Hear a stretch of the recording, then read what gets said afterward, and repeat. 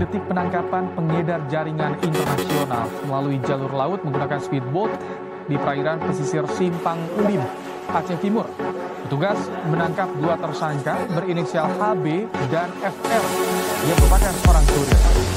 Dari penangkapan sebelumnya, petugas melakukan pengembangan terhadap 1 tersangka selaku pengendali dan ditangkap di Banda Aceh.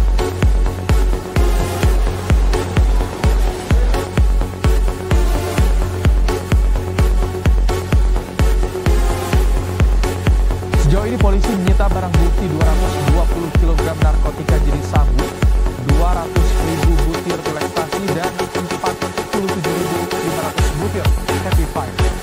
Direktur Tindak Pidana Narkoba Baris Polri mengatakan para mafia narkoba jaringan internasional ini sengaja diproduksi atau narkoba sengaja didirikan agar tahun dan manfaatkan kelemahan petugas saat masa pengamanan Nataru.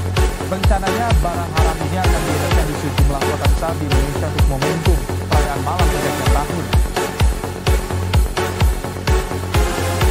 210 kg narkotika jenis sabu atau metamfetamin dengan kemasan kecil seperti yang ada di depan.